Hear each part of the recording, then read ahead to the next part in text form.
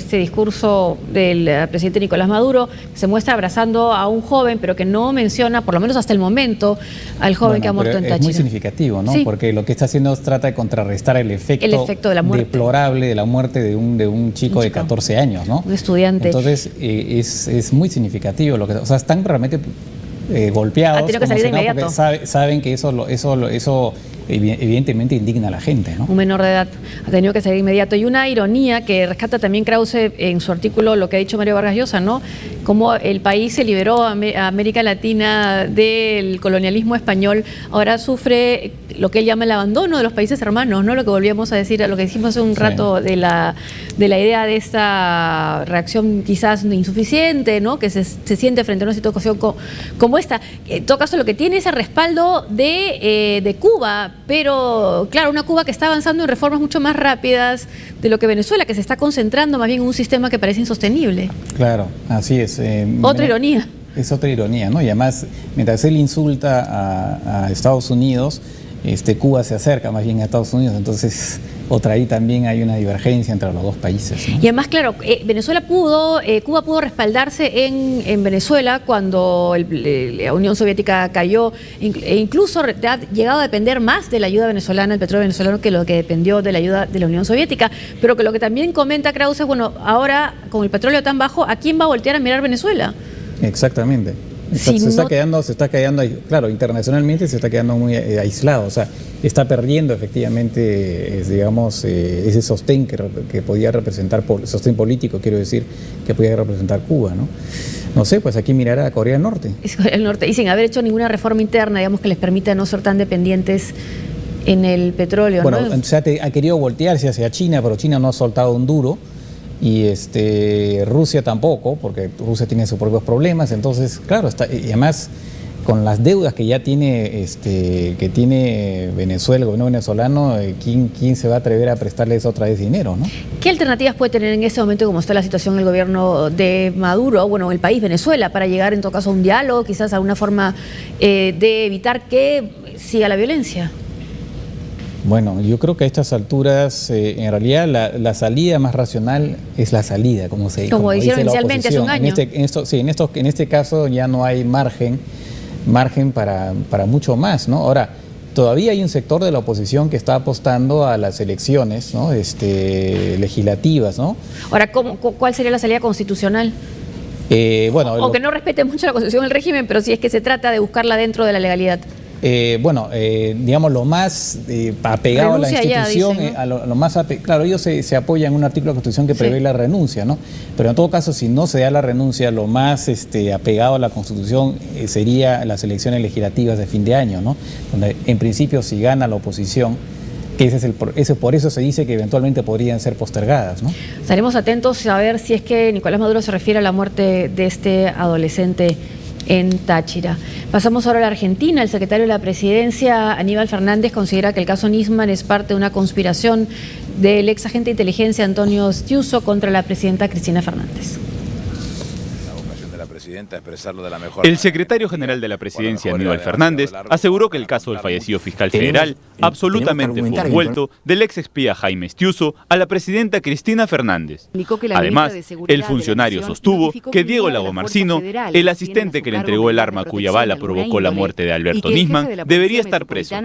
Absolutamente, respondió Fernández al ser consultado sobre si lo de Nisman fue un vuelto del integrante de la Secretaría de Inteligencia tras haber sido relevado por la mandataria.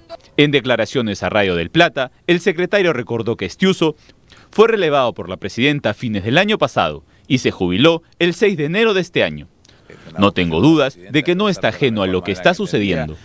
Creo que todo esto de la denuncia y demás hierbas fue un manotazo de ahogado de Stiuso, explicó el secretario de la Presidencia. Con respecto a Lagomarsino, Fernández aseguró que en cualquier otro país estaría preso. Entre tanto, la Asociación de Fiscales y Funcionarios del Ministerio Público solicitó a la Cámara del Crimen que la acepte como querellante en la causa que investiga la muerte de Nisman. El fiscal Carlos Donoso Castex, presidente de la asociación, se presentó en audiencia ante la sexta sala de la Cámara para pedir que la entidad sea aceptada como querellante. De aceptarse, los jueces podrían ser parte de la investigación y tener el mismo rol que la ex mujer de Nisman, Sandra Arroyo Salgado. logrando acceder al expediente, solicitar medidas de prueba y pedir declaraciones. Los fiscales solicitaron ser querellante porque Nisman integraba la entidad y como asociación buscan representar los intereses de sus integrantes. La petición deberá ser resuelta en un plazo máximo de 5 días. Estaba muy amenazado. Bueno, y el agente Estiuso es una de las piezas también claves en este caso de la muerte del fiscal Alberto Nisman. Y además, mañana la Cámara de Diputados de la Argentina se va a reunir a iniciativa del Ejecutivo, que ha presentado un proyecto de ley para reformar el sistema de inteligencia. Y lo novedoso es que la oposición ha dicho que va a asistir. Sí. Primera vez que se encuentran dentro de este contexto tan tenso, ¿no? Así es. Ahora, con respecto a ese Estiuso, se ve pues que ahora ya el gobierno, digamos, a través de sus voceros lo critica y hay una serie de ataques, y además ahora también desde el punto de vista legal, porque ahora resulta que lo están implicando en un caso de contrabando de cuando era jefe de inteligencia, que aparentemente hizo, según la denuncia, hizo pasar una serie de artículos, incluyendo PlayStation, que nunca pasó por por el local del servicio de inteligencia, y aparentemente fue para negocios privados, según la denuncia.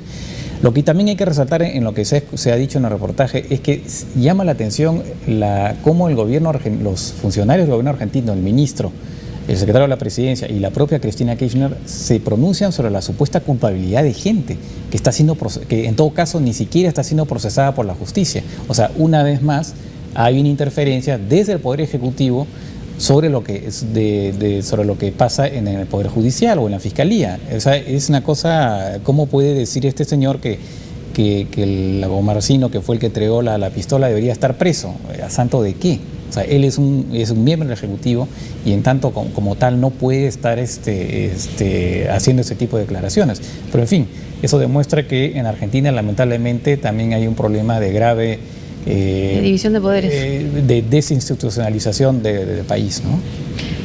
Vamos ahora al Brasil. Las autoridades en ese país detuvieron al mayor deforestador de la selva amazónica. Ezequiel Castaña es acusado de liderar una banda que se apoderaba de tierras públicas para venderlas a precios elevados.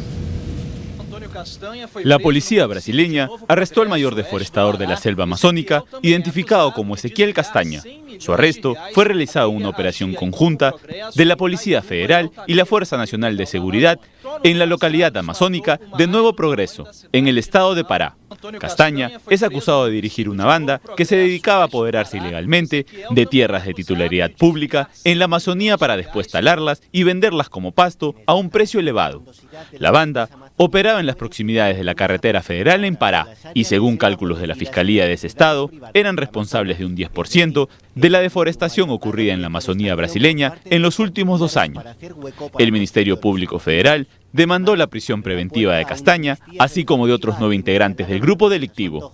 Cuando la banda fue desarticulada, talaban cerca de 3.400 hectáreas semanales de selva, según cálculos de la Fiscalía. Y también en Brasil, camioneros de 7 estados han protestado contra la subida del precio de combustibles y peajes. La variación en el precio de combustible diésel motivó a que cientos de camioneros bloquearan los accesos a 11 estados en todo el país. El hecho provocó además la interrupción del flujo de materias primas y del propio diésel por el cinturón de granos de Brasil, así como la suspensión temporal de maquinarias dedicadas a la cosecha de soya. La medida de fuerza se inició con una huelga aislada, pero tomó importancia con el pasar de las horas al replicarse en otros estados, amenazando los canales de envío de granos en los puertos marítimos. Debido a la crisis, el gobierno de Dilma Rousseff convocó a una reunión de emergencia para evaluar canales de solución a las protestas a fin de evitar que la movilización afecte las exportaciones de materia prima. Los transportistas también reclaman la aprobación de la llamada Ley de Camioneros, normativa que, de ser aceptada, limitaría a 8 horas más 4 horas extras las jornadas laborales del colectivo, así también la exoneración de peajes, lo que compensaría el incremento del precio del diésel.